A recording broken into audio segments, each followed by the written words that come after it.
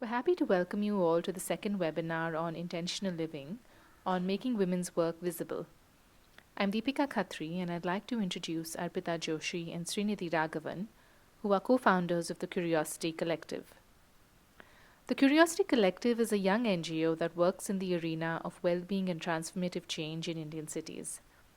Our Intentional Living webinar series is an exploration of how we can begin to understand the values underpinning what transformative change means, and to begin to imbibe them within our homes and lives. You can read more about us on www.thecuriositycollective.org. Now, one thing that the pandemic has done is to show us how closely interconnected we are and how something that happens in another part of the world directly impacts our life. What it's also done is make visible very deep fissures that exist in our communities and how intricate a part of the system we are. And when the lockdown was announced, everyone was told to retreat to their home and stay indoors. The assumption was that home is a safe space. But as we saw almost immediately after, there was an increase in the reports of violence that women were experiencing. What was also clear was that for many, the burden, especially for women and girls, the burden of carrying the load of the household and running the household increased tremendously. So, for many, home is really not that restful, safe space that it's been assumed and envisioned to be. Instead, it's a space of continuous, essential work and work that's necessary to the well being of communities, whether it's tending to others, cooking, cleaning, or fetching water and firewood. Now, the imbalance has been at play for decades, but the restriction to the home has now shone the spotlight on it. As we choose to focus on lockdown and labor, it was critical to speak to the labor of women, and especially to look and recognize work that often goes unnoticed. Now, underlying the gender disparity is a larger story of inequality, and one that's very deeply entrenched. The unequal responsibility of care work perpetuates these economic inequalities. Now, when we speak of intentional living, we hope that conversations and reflections such as these will make it possible to live and be present in the world in a way that looks at these deep inequalities and begins to challenge them at the level of the individual, the community, but also our government and governance systems, just by asking more and demanding more. So, without further ado, I'm going to introduce our speaker for today, Amita Pitre, who is a lead specialist gender justice at Oxfam India. She's worked for more than 15 years in the development sector, mostly on issues of gender and health. Her research looks at how systemic gender, class, and caste discrimination operate within society and is directed at making recommendations for policy change. So, over the next hour, we'll begin with a short exercise first, which is on reflecting on our individual day and the different kinds of work it entails. And for that, my colleague Srinidhi will take you through the exercise where basically the idea is to map the 24-hour cycle in your life and to try and capture the different things that you do in that day. And then we'll open that up for a shared reflection, and then post which Amita will talk about how it connects to all the embedded structures that we're part of. So we're going to go now from the exercise into the reflection. So what I understood I had to do was make a list of the activities that keep me busy all day long and how much time it's taking, right?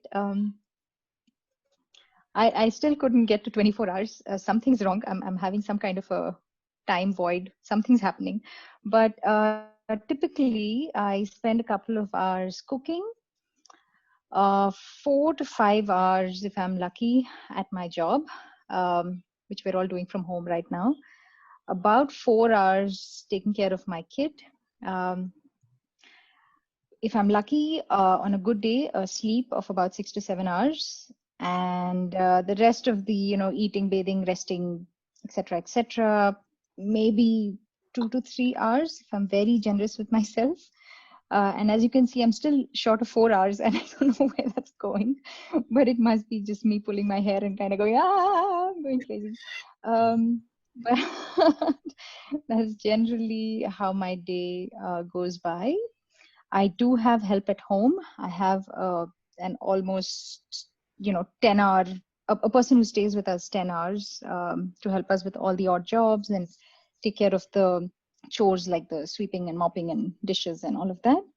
My husband works too. And like I mentioned earlier, I have a little kid. So now that we're in this lockdown altogether, we don't really get that, focus time to get done with the job and then come back home. So it's a lot of tagging each other. I'm going to go in for a meeting now. I have 2 hours, and then you take care of Ida, or okay, then I'll go and do something else, and you do this, and it's a lot of that management. But yeah, I don't want to take too much time. But yeah, in general, that's how my day kind of goes. I hope I did the exercise right. Just giving it a shot. I don't think there's a wrong way to do the exercise. But I think it is interesting that we don't always make the 24 hours, but we do spend 24 hours thinking about the process, right? Absolutely. Yeah. Does anybody else want to say something?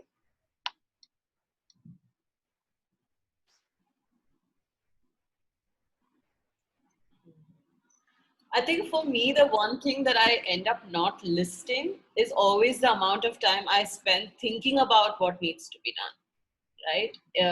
Like having to go grocery shopping, or subconsciously telling myself that we are running out of sanitizer, Dettol, washing liquid, all of these things, which I don't necessarily count as tasks, but it's a load on my brain. Um, because when we were thinking about this exercise, and we were talking internally, and I was telling them how my partner doesn't know what cat food to buy or what cat litter to buy, and that if I asked him to buy it, he would buy all the wrong stuff. So in, in practice, it requires me to remember, both for myself as well as for other people in the household, what are the choices we are making. So I think that some of that load of keeping the house in order, and ensuring that I don't run out of water, or I don't run out of some essential item, I think is what I never seem to be able to put into hours of how many hours have I spent thinking of that. Oh yeah, completely agree with that. I also, just when you were saying that, Nidhi, such a lot of time goes in planning, for groceries, planning for what we're going to eat the next day. How are we going to spend time with the kid? Such a lot of time goes in that, and it really feels underestimated. But if I don't do that, then the next day is absolute and complete chaos. But like I said, I mean, it's very difficult to sort of put down hours, because every day you're not doing the same thing.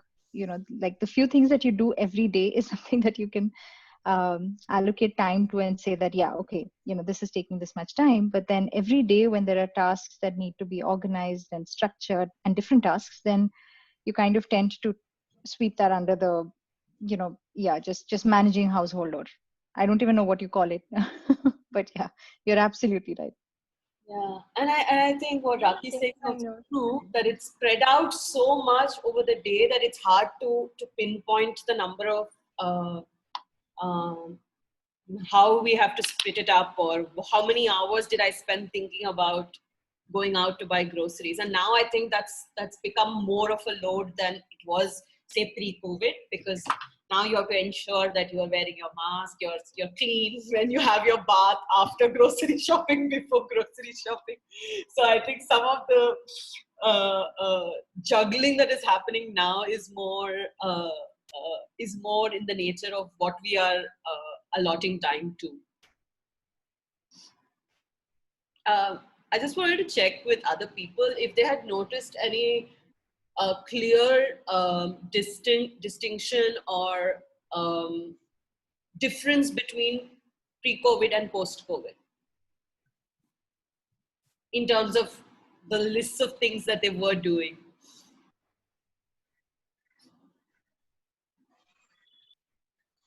Cleaning the house, yeah.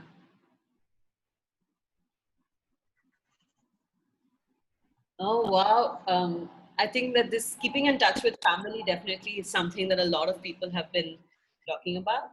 The emotional care work of ensuring that the family continues to, yeah, of course, yeah.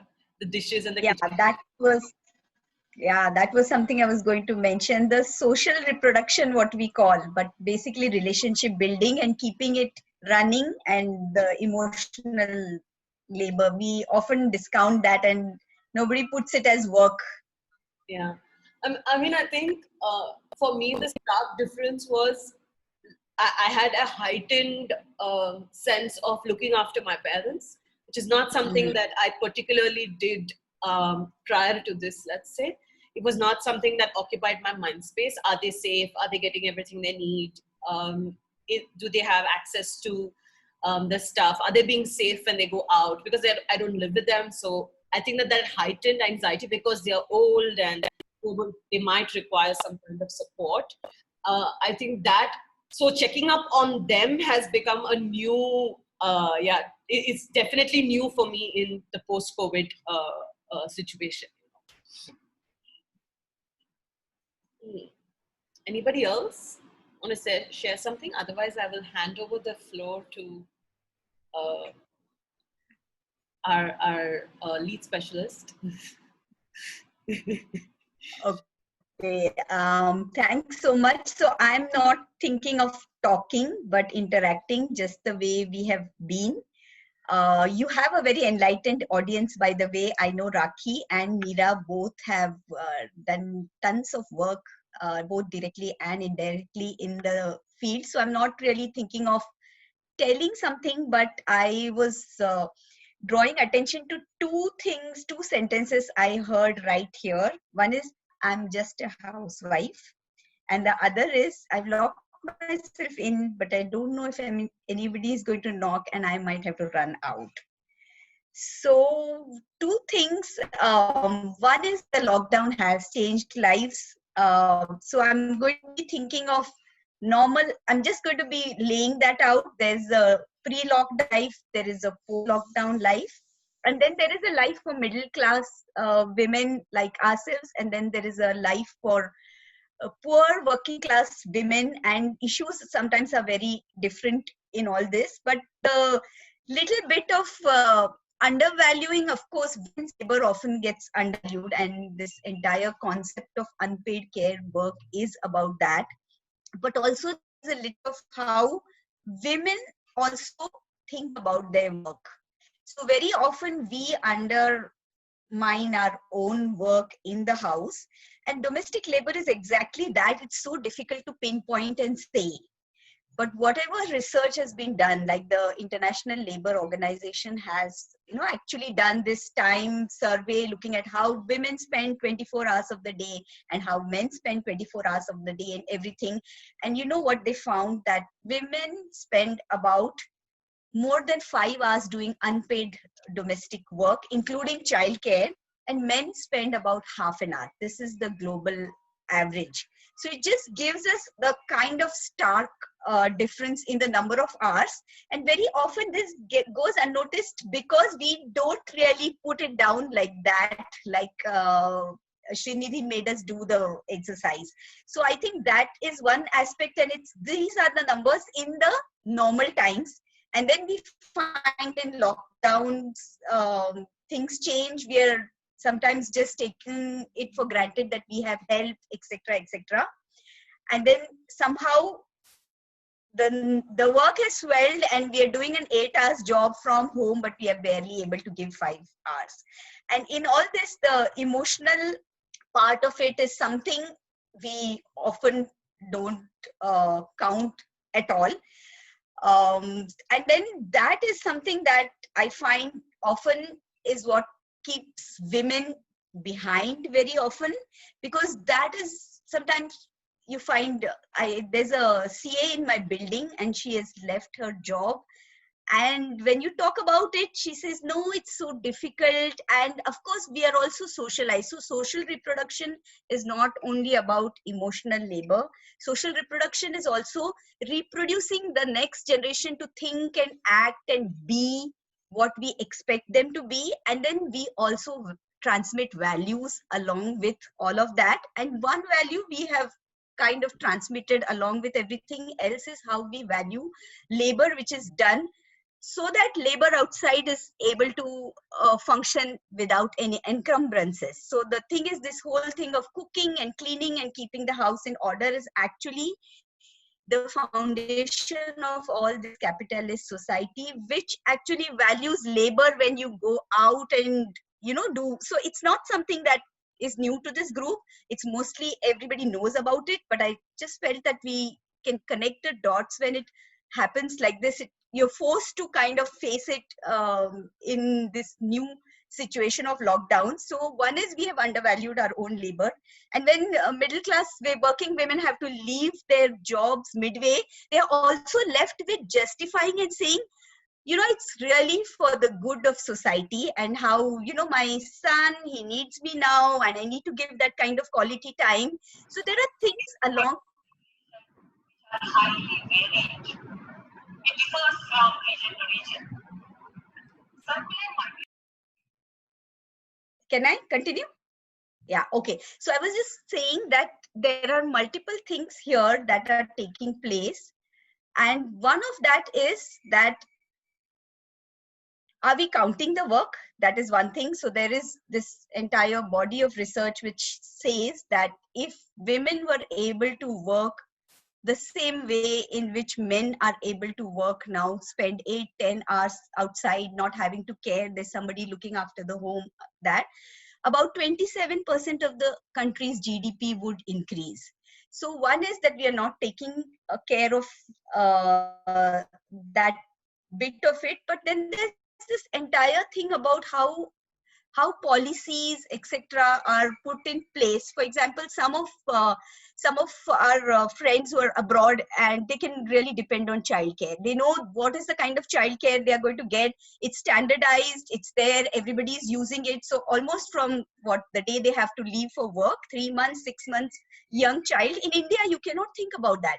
So do you have childcare? Do you have care for elderly? Do you have, many of them say, oh, the commute was too much. So the hardships, the infrastructure, are we taking care of that to enable both partners to actually be there and work equally? So sometimes it's not safe for women to commute. Sometimes the wages are low. The wage gap is such that it really doesn't make any sense to go out and work and then spend so much money on having somebody else. So I was thinking this whole thing of wage gap, the whole thing of infrastructure, the whole thing of how we look at labor, and are we making, and then this whole thing about social reproduction, which forces women to start thinking that if they are just a housewife, that's really not much work, and that's not really valued work. So I just thought I would lay out, these are the different layers to what we call unpaid care work. So it's not just that, there is so much happening around that.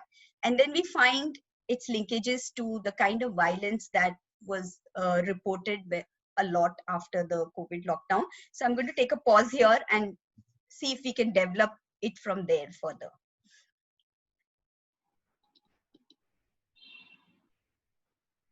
Anybody wants to, a question or what you think about this situation?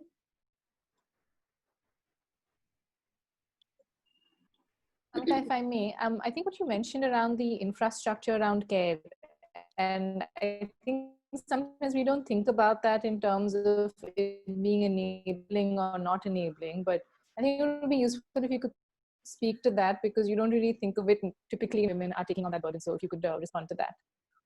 Yeah, so this is also something that we often miss out on. So often women's unpaid care work is actually substituting for all that infrastructure which doesn't exist. And now even research is there to back this, which says that if women's unpaid care work reduces, their availability for the job market increases. So already we are in a situation where women's labor force participation is going down. In India, it's continuously going down, especially in the rural areas. It has moved from 45% of women in the main marketplace in 2004-5 to now it's gone down to about 20% and it's decreasing. In the urban areas, it is relatively more stable, but you find that the numbers have not changed at all and they're quite low for many, many years. So this entire thing of what enables women to work and who bears that additional bit of burden of unpaid care work, and if you actually, so it reinforces each other also, that when there is a big wage gap in the market, you kind of start undervaluing women's labor because you feel this woman who does cooking at home, does she really deserve to get the same amount of money that this man? So even when you're interviewing a person, they're looking at a woman and a man, there is this tendency to actually hire the man because you're all these assumptions.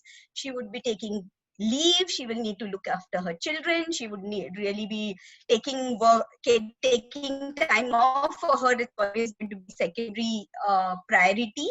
Those are the things that are actually assumptions are operating. So we really feel that when a woman walks out and she is equally qualified and she's going there and she will be valued. I mean, I have had so many arguments with women who had to give up on their work but still justifying the system. So this part of it is something we have all internalized, and then those assumptions work. So infrastructure is one thing that you find, that where you find that there is elderly care available, there's child care available, and there's good quality, even facilities for, you know, your washing machine and all that, which something the middle class can take care of by themselves. It reduces women's drudgery and you can see a consequent increase in their labor force participation. And for the poor women, often you find, if you look at their schedules, getting up at 4 a.m. in the morning, and whatever little facilities we enjoy to basically reduce the drudgery of work, they don't have at all. So they are actually substituting that by more hours of work. And this one casualty of that here is leisure time, which is totally getting sacrificed. And then how we think of work, like we have one trans woman here with us. So this whole, maybe she can also come on to this thing about how we look really at work and whose work is counted. And some basically some of us are totally off that platform and their lives don't matter, they don't get counted, and what constitutes work for them is completely not even discussed in this forum, in this kind of like any gathering. So that I think is an important part which is not directly linked. Sometimes we don't make those linkages. Amita, I think one of the points that you mentioned, there is a question for you in the chat box, which I'll read. But I was thinking that this difference between each of our 24 hours lists being so stark in terms of the fact that middle class and urban women who have the ability to go outside to work, outside the home to work, how do we pass on our labor to? Some of the labor, right? In terms of it's not necessarily, somehow the world doesn't become equal because women of my caste and class are able to go to work, right? So if you could talk about that. And there is somebody who is asked about how the invisibilization of women in the labor codes, especially during this COVID times, which Rakhi has also said something about, but she can also jump in if she would. Yeah. So I'm just going to briefly address that, and then I'm going to invite Rakhi also to talk about some of those issues she has put, because I know that she's done a lot of work in the field, so she'll be actually able to give that bit of it. But so often we talk about the gender divide of unpaid care work, and there's that one step ahead of that is when middle class, upper class women can say that, oh, I don't need to spend much time in the household. Who is that other person who's taking the burden? So we are really not thinking of a gender equal society in the sense of domestic labor being shared by family members. Rather, we often outsource it to a third person and then managing, and that person is invariably a woman. Majority of them are, sometimes not. But the thing is, it creates that hierarchy that it's your job to manage that person. So we did a qualitative study on unpaid care work in Oxfam along with our inequality report, Time to Care.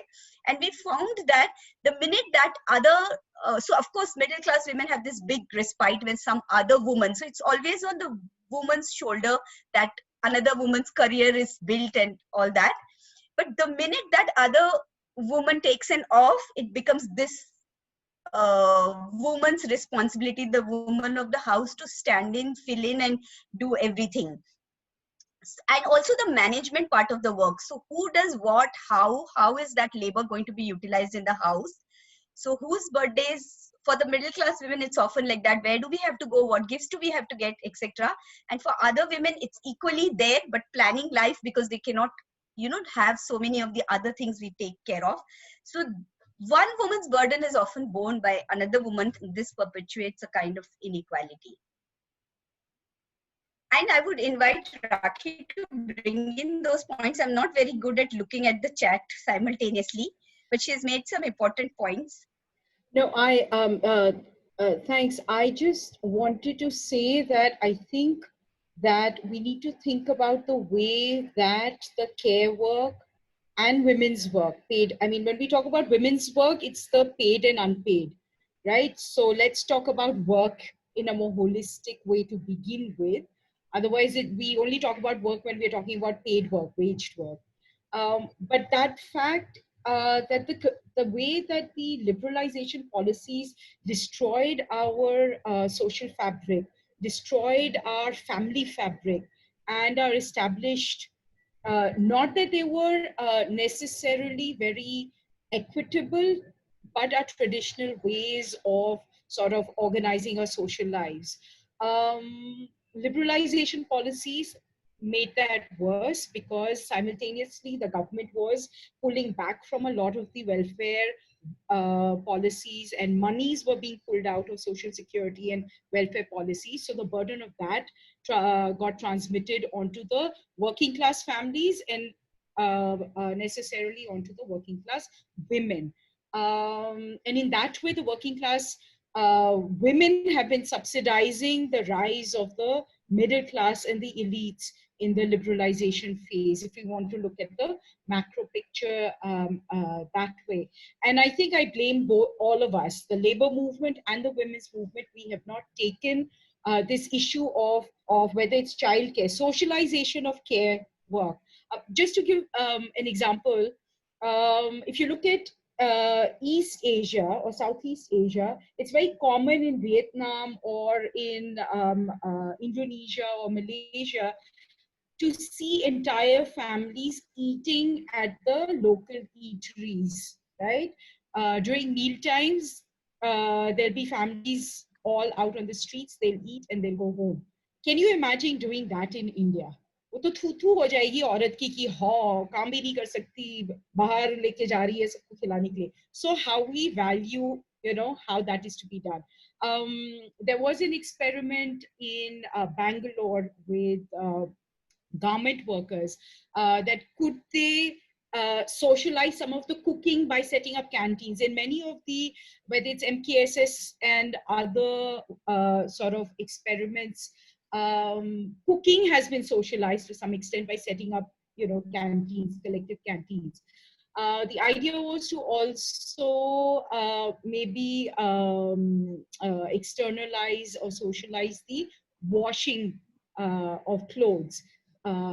Couldn't figure out the costing of it. Otherwise, a laundromat in the working class area, owned and run by the working class themselves. So these are some of the ways, you look at some of the Canadian, Australian policies and some of the care work, and the women's movement has fought very hard to externalize this and make sure that the governments and the employers are paying and setting up, sort of if you want to look at it, this is when we talk about infrastructure, we can also think of it as feminist sort of support infrastructure, care work, mental health, emotional care work. What are the infrastructures? What are the spaces?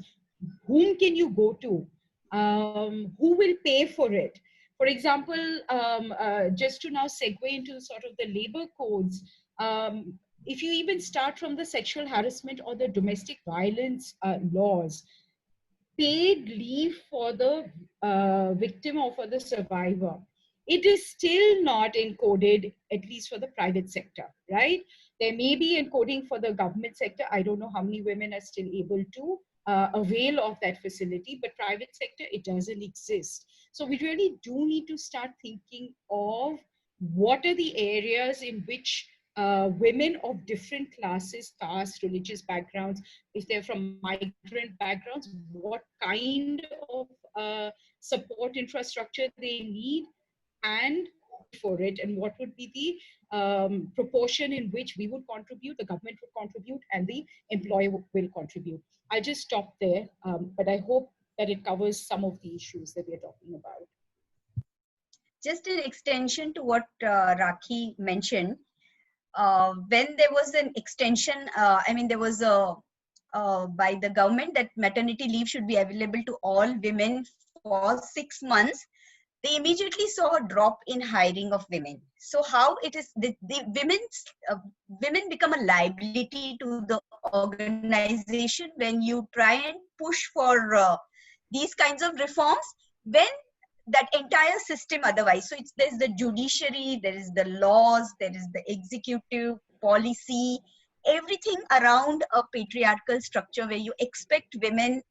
So just like women are subsidizing the labor that is created in the house, and like Rakhi mentioned, it's the poor women who are subsidizing this entire growth industry. And the way one of our reports also says, it would have not been possible to have these billionaires and this 10% of the top people who have a disproportionate share of the income if they were not getting in this way subsidized. And the other thing is, recently after the lockdown, some of the states amended their labor laws, and in that they said they extended the number of work hours, and they said you will not even get an overtime for that. And then we looked at how women's labor is affected. It's immediately affected, because a woman who is able to put in her 8-10 hours and still come home and cook and clean and keep the house in order may have the freedom to work. But the minute you have these labor, so this is a systematic putting men first in the labor market. So immediately it would be the women who would, so there is a class angle to it.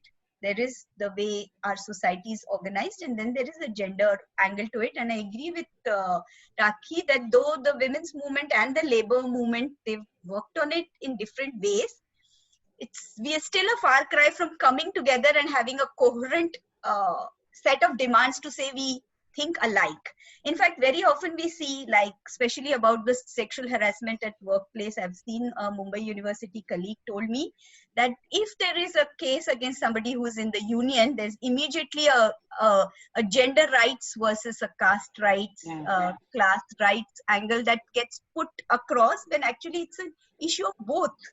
So who are the women who actually have the most precarious exposure to sexual harassment at workplace? It is the poor women. But often, sometimes, in a way, there is this kind of interests which are at loggerheads, created or perceived to be like that. So if we look at the larger policy environment, it looks like that. But also from what, is Ashwini here, or she had to drop off? Yeah. She was bringing up the other aspect of, yeah, please. So I was thinking from both what you were saying also, and it's also what we try to do with this month. I don't know if my internet connection is shaky. We can hear you.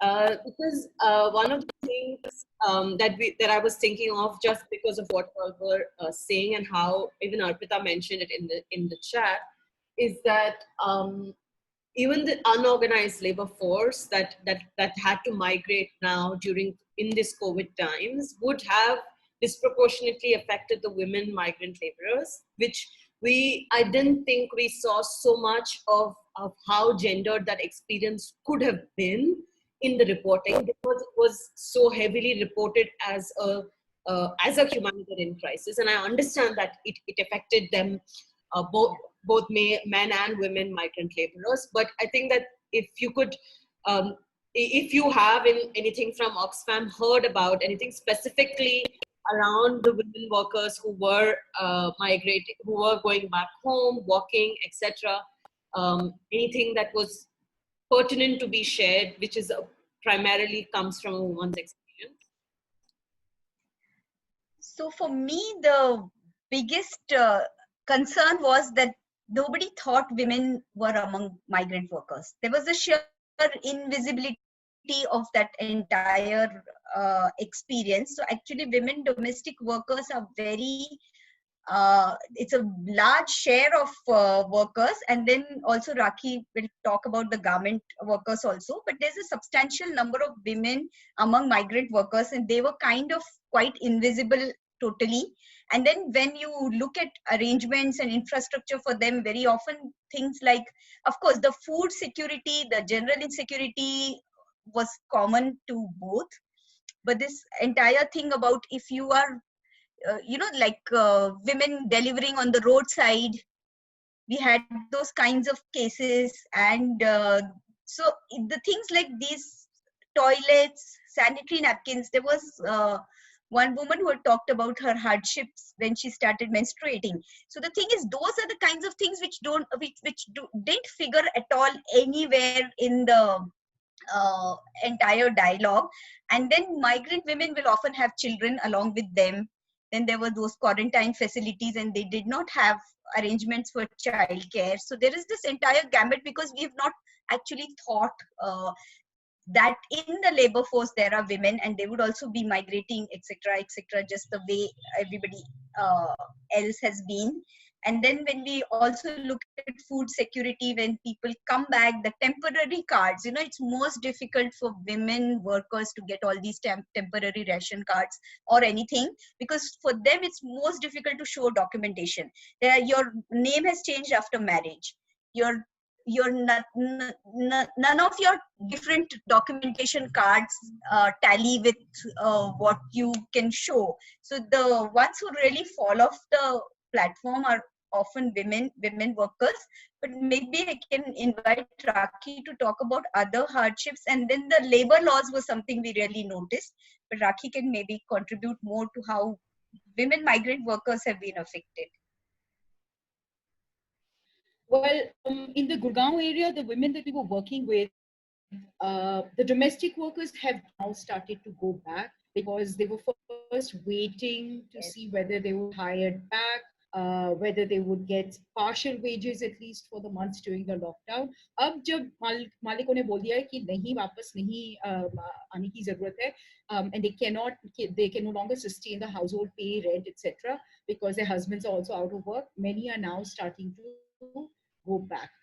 Amongst the domestic workers, the immediate impact, given that we were coming out of the Delhi Northeast riots and all of that, the entire anti-Muslim propaganda, Muslim domestic workers were the first ones who were told not to come back. Similarly, when in the partial unlocking, garment industry, some of them started to open up, Muslim male karigars were told to go back home when they showed up for work. So that is also something that we need to think about, because the garment work actually, if you look at it, of course, the migration streams have been changing even in North India in the past decade or so, but it was primarily staffed by male Muslim men from the Gorakhpur Siwan belt. Now that has changed. There are other migrant streams that are coming in, but that happened in terms of the Muslim domestic worker and the Muslim garment worker in the lockdown. The immediate issues in terms of being a migrant was, of course, that you were not getting your wages. There was lack of clarity, and because a lot of them don't have a clear employer-employee relationship, it was not clear if the principal employer was paying the contractor, whether the contractor was going to pay them or not. You try to raise a dispute and the principal employer says, but he's not even my worker, etc., etc. So that was certainly an issue, and we did see that segregated kind of way of wages being paid, that the ones who were on company rolls got paid for the 3 weeks of March. They got paid by the second week of April. What they did not get paid for, though, even over there, was the overtime, as well as the overtime that they had already done for the 3 weeks and the lockdown days. What the industry ended up doing is that they ended up paying that in May, as sort of saying this is the April. No, so they divided ek mahine ka salary into two tranches to ensure that the workers could survive in the urban area for 2 months. Then some of the workers did start to go back to, but in batches, small batches of 50s and 60s to make masks and overalls. There is no PPE manufacturing as far as we know in the Gurgaon area, at least with the workers that we work with. We did see that no clarity whether the workers would get wages for the months that they were not working. And we've also seen the Supreme Court throwing its hands up, saying it's between employer and employee. तुम लोग आपस में जाके sort out कर लो. Rather than taking a stand and saying, no, you have to, or saying, okay, we understand that the garment industry or specific industries, there's been large-scale cancellation of orders by the international brands. But, whether it's Cambodia or even Bangladesh, the government has ensured or picked up anywhere from 60 to 75% of the monthly wages for the garment workers. Why couldn't our government do that? So when we're thinking about migrant worker, we also need to think sectorally as to who needs what. Many of the, and since we're talking about Gurgaon, we're talking about, let's also talk about auto sector. Already because of the slowdown, the contract workers were being thrown out of work even before the lockdown, and that has accelerated post the unlocking of the economy. And we've also seen permanent workers being laid off, primarily in the auto component manufacturing firms. OEMs like Maruti, Honda, Hero have not yet done the kind of layoffs and retrenchment that the component manufacturing companies are doing. And who are those contract workers? They're primarily skilled but migrant workers. Some of them would probably be workers from the state, but from different districts. So internal migrants as well as sort of external long distance migrants.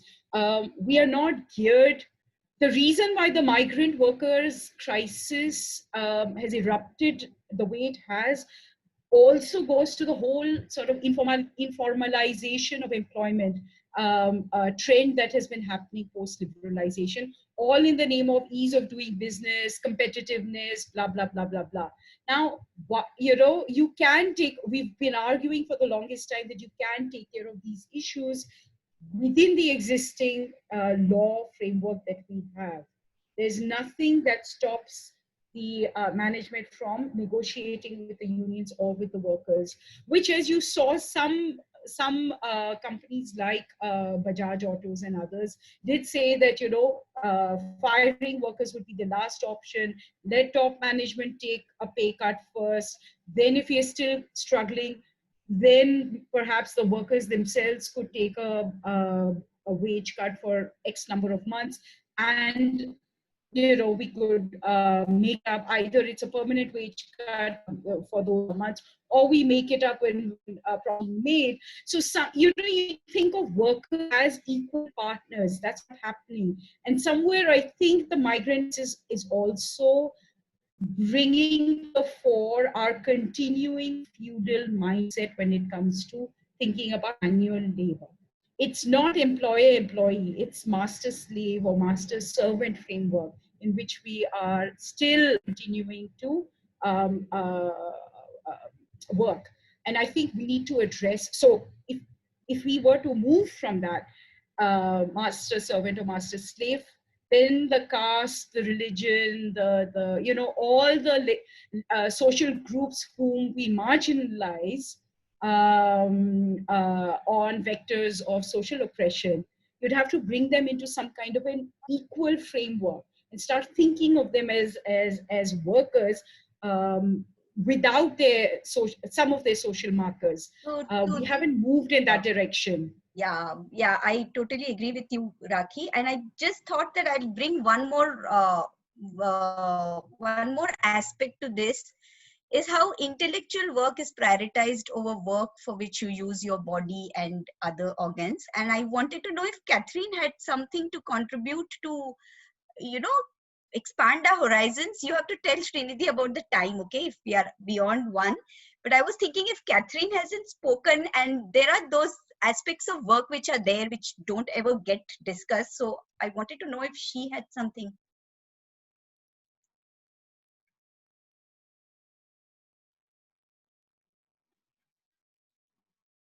Are you there, Catherine?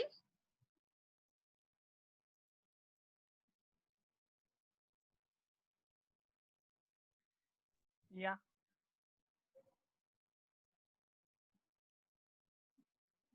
You mute.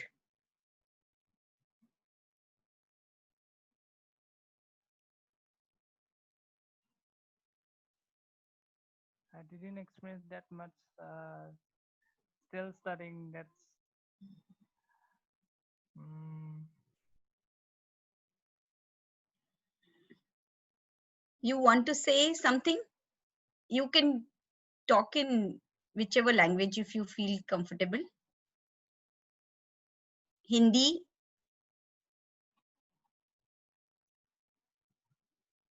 or you want to write on the chat box? all right.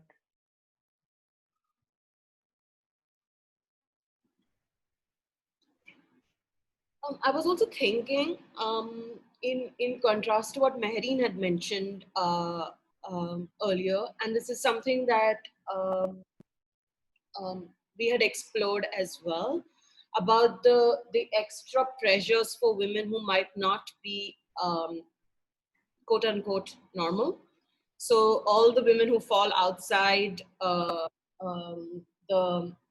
framework of both neurotypicality as well as uh, bodies and minds both together, and the pressures that the lockdown had imposed on them in particular is something that we have not very much discussed in the media as yet. Not just about the uh, extra burden of labor that they might be facing, but also that a lot of women who have psychosocial disabilities or intellectual disabilities, they struggle with shift in structure. So when the structure is moved around, like it has been moving around so much around the lockdown, and we are asked to move in a couple of hours. We are expected to go back to work or not go back to work, or to change our schedules, which take a lot of time, effort, and energy. I think that some of that conversation also about um, even within the movements that we're talking about, who the kinds of women that are getting left out is also diverse, or for whom remote working is could be a benefit, in terms of what you all are also saying about intellectualization of labor, right? So then we suddenly had this purge of people saying everybody can work remotely, Yeah. and not necessarily accounting for the fact that children have to be taken care of, women had to do that work as well.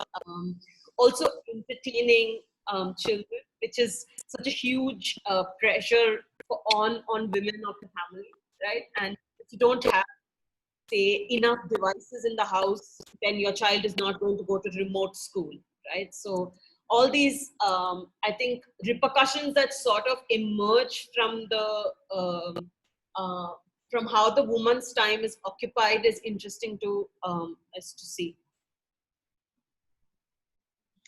And it reinforces the gender divide, it reinforces the class divide, the digital divide, and the ableist kind of discourse, that entire thing.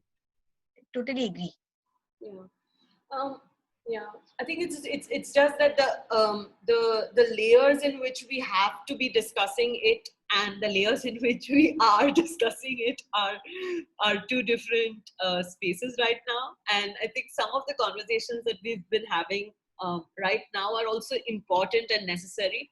And something that Raki mentioned as well, the need for the women's movement to talk to the labor rights movement, right, in a very practical way to do this, to take this work forward, right? And for the need for our movements to talk to the domestic rights workers movements, the sex workers movements, etc. Right? So, yeah. True. Oh, yes, she has said.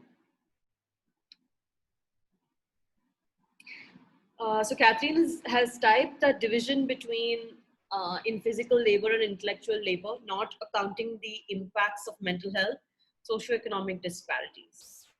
Yeah, just what we were discussing now. Yeah. And also the value that is attached to different kinds of work. So, like sex workers are often told, why don't you work as domestic labor? So then even when body is used for work, you have the hierarchy of what is acceptable work and what is not acceptable work. So, and some work cannot be done remotely at all. So that's the other kind of work. Navdeep, would you like to say something about your experiences? You're on mute.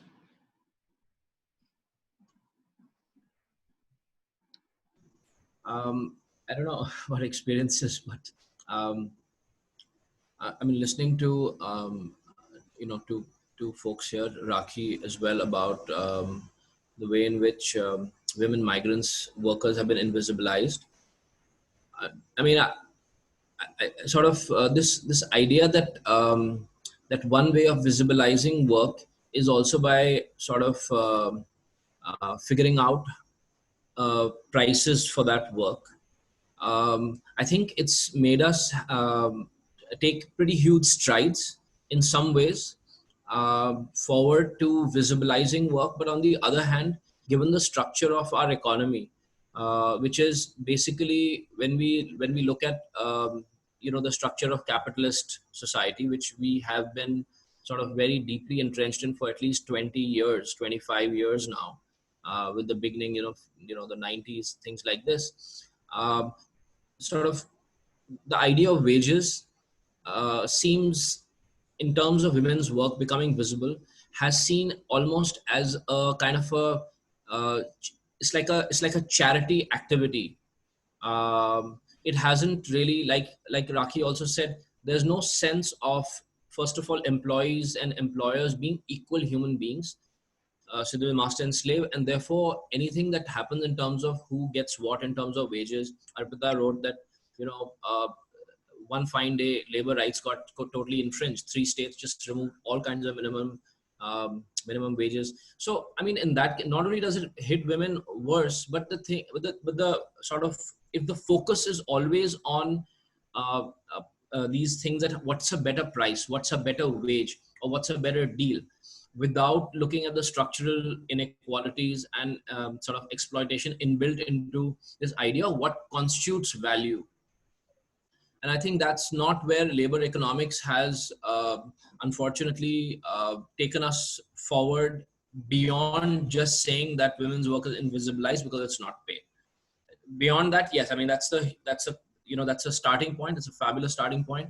But in terms of the kinds of work that is now seen as feminized work, whether it's men doing it or women doing it, and I use that term in a way to say that what work becomes diminished in terms of value, right? Because that's how it has been, that's how the economy was seen. Women's work is diminished in value. So it doesn't matter if a man does it or a woman does it. So that sort of work becomes less valuable. And that shows that the structure of patriarchal capitalism persists even in these conversations that are about unpaid work. because paying for them doesn't necessarily create a sense of equality. It's more like, let's acknowledge it. That's a starting point, because the starting point came from, you know, Devki Jain. I mean, lots of people who worked in feminist labor economics. But I think at this point, I mean, I feel it's a bit of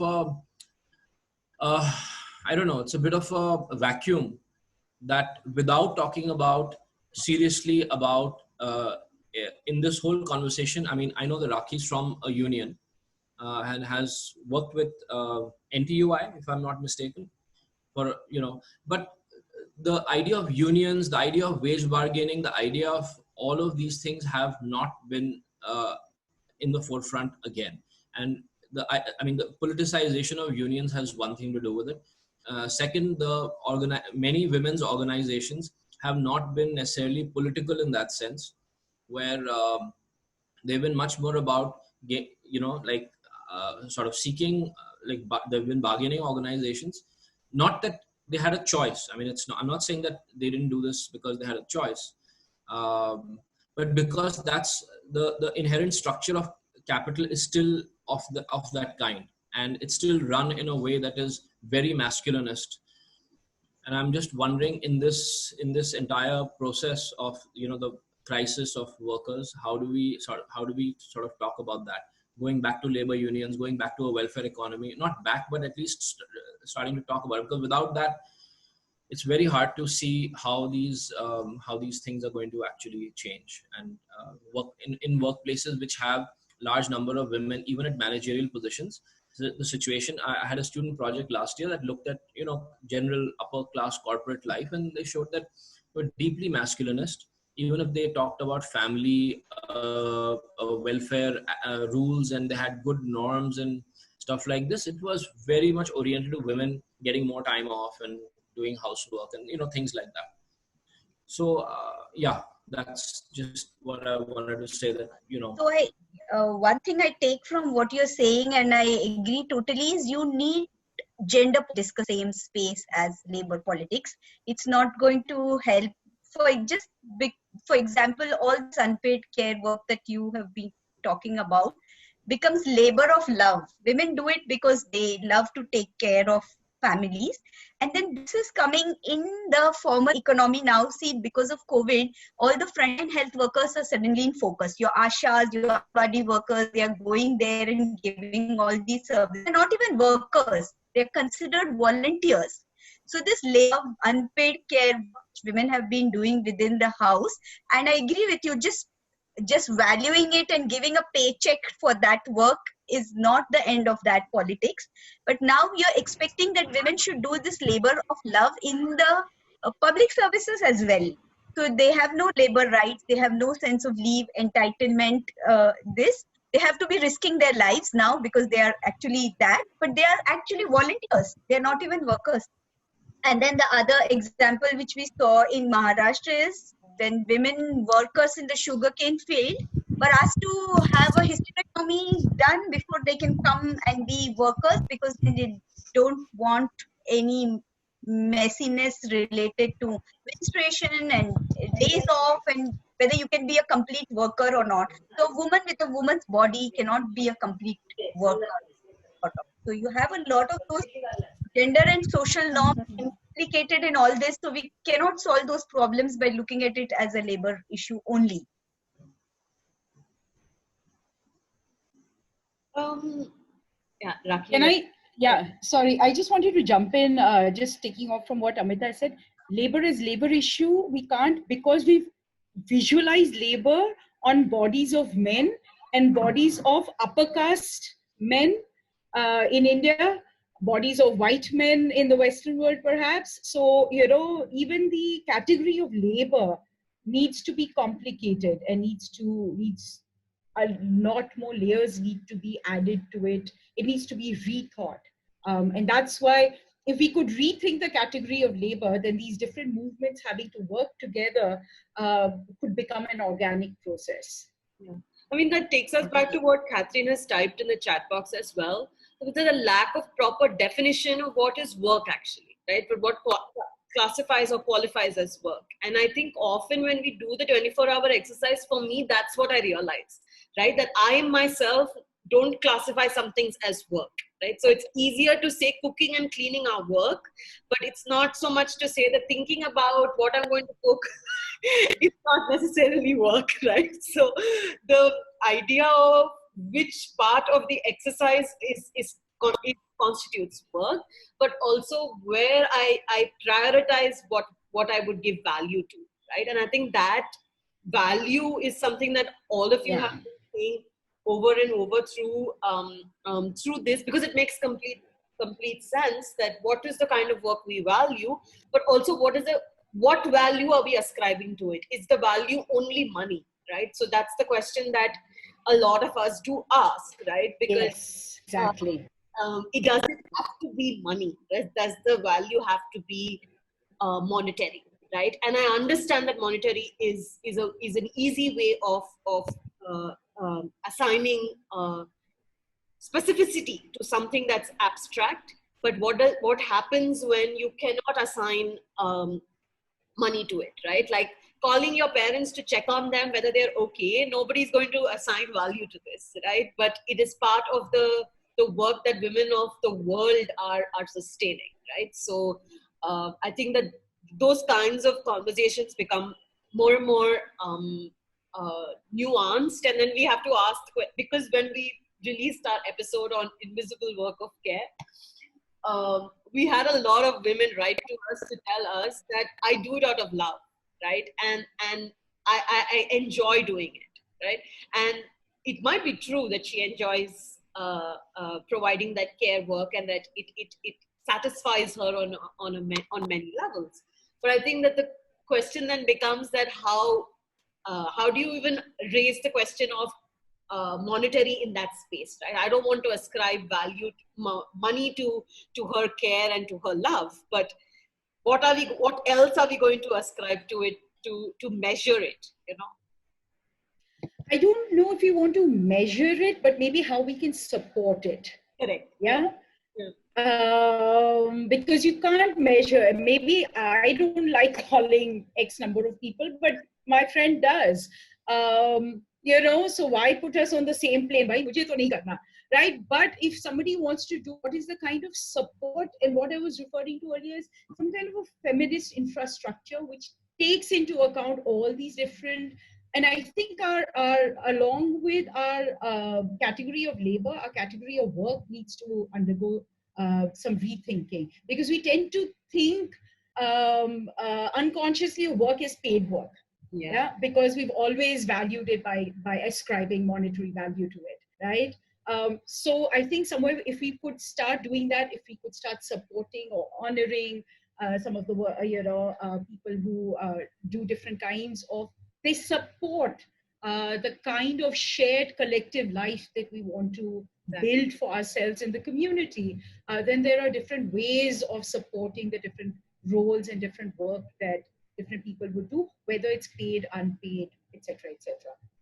I think both measuring and supporting are important, because the thing is, how often we have heard that कि आप घर में रह के करते क्या हो.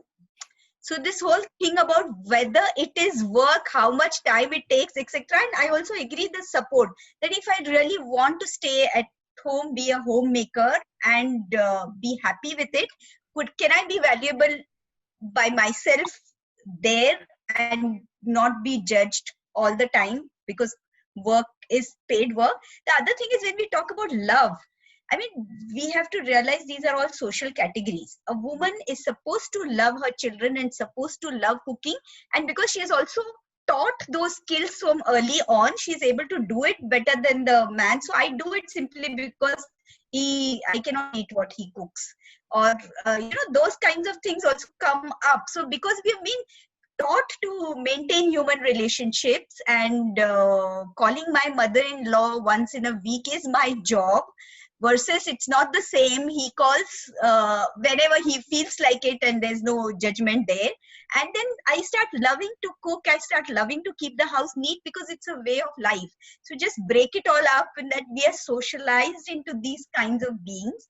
But yeah, value and not just money. That's why sharing the work really between the genders would be a big step forward, because only when you do it yourself, then you realize the value of it. Because if you start money, that's what the class conscious capitalist economy has done. You can pay a measly sum of money and get somebody else to do your unpaid care work for you. So I think we need to debate this much more. Yeah. Yeah, definitely. I think.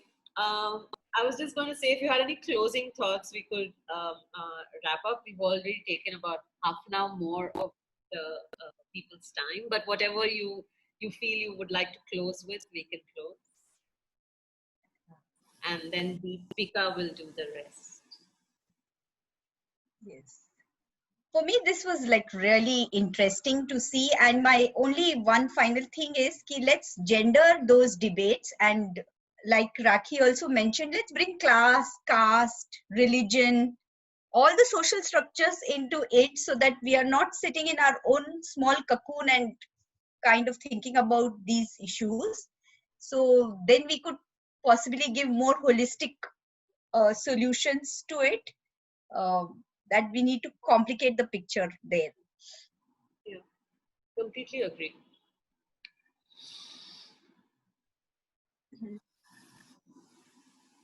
Has Deepika also dropped off? Mehreen's last point is also very important. Yeah, I was just going to read it also, because I think what she's saying is also the Yeah. idea of what should we spend our time on also, right? I think we also need to reimagine our notion of time. Surprisingly, the notion of boundaries as well, if we are to understand how to contextualize care work while accounting for the many differences in modality. Yeah, definitely. I think that those are definitely huge aspects of our how we think about labor. And it's also that because it's so masculinized, we don't think about it in terms of time, in terms of care, in terms of love, and we use other markers for asserting that it is valuable, right? Yeah. On that note, Deepika. I have the scary task of trying to summarize the gamut of everything we just covered, so I'm not even going to pretend to try and do justice to it. But I think what stood out for me were two large things. One, how personal it is, and how it connects to all those things we talked about in terms of support infrastructure. Because when also the language we use, it was really interesting to just like sit back for a minute and listen to how we talk about, oh, just, you know, doing dishes or just calling someone. The just that comes into how we describe our everyday was really powerful, because when I was writing the episode actually on the invisible work of women, what stood out for me was how I do that myself every day, just making it smaller so that it's just like something done quickly, or it's like, okay, it's a by the way almost. And as soon as that episode came out, my mother called me up and we had a long conversation. She said, you know, I listened to it, but now I'm feeling helpless. What do I do? What's the point of listening to all this if I don't know what to do? And for me, what was really interesting is that, I mean, she's a working woman. She's worked all her life, just retired.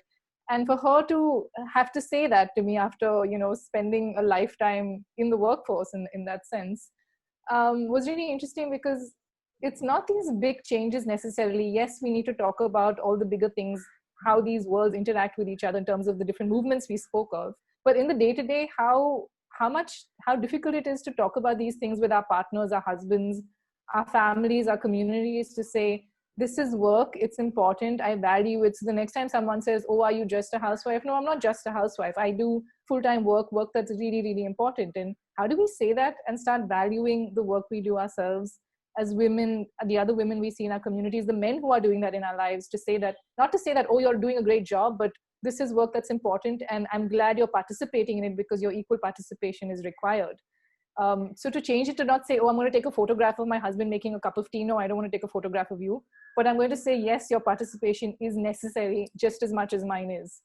So I think when I was talking to my mother, actually, this came up to say, how do we talk about some of these issues? Because it is so personal and it's so connected to how our worlds and systems function. But they're talking about liberalization and what that's done, or feminist support infrastructure. I know a whole bunch of organizations and NGOs that talk about this, but how much is it really practiced in terms of, are you building that support network when I get pregnant or when I decide to adopt a child? Are you thinking about that? Are you giving me that time without grudging it to me? So I think all of those conversations are very valuable and very personal. And it's also about saying day on day, how are we bringing that back to ways in which we engage with the world? And that's what makes it sort of intentional for me. And we started off talking about intentionality and living with intention. And I think that's some ways in which to think about some of these conversations, which otherwise can feel really overwhelming, and large and far away from my reality. So I'm going to stop rambling now and hope that did some justice to what all the many things we talked about. And also to say, we would love if you could share your feedback with us in terms of what you thought about this and what you found value in. So we'll share that link with you all via email after this. And hope that you continue to remain connected with us in the work that we're doing, because it feels kind of critical also at this point to have spaces where some of these things can be unpacked and explored and made human also in many ways. So you can follow us on Twitter, Instagram, our YouTube channel, but also to just say thank you very, very much for being here and sharing your time and sharing your experiences with us, because it's deeply valuable. And I think especially now when the world feels like it's coming apart in multiple ways, more and more necessary to have these spaces. So thank you for your time this afternoon. Thank you so much, all of you, Curio especially. And Rakhi also, and all the other people who participated so actively in the conversation. Thank you so much. Thank you. Thank you. It's great. Thank you.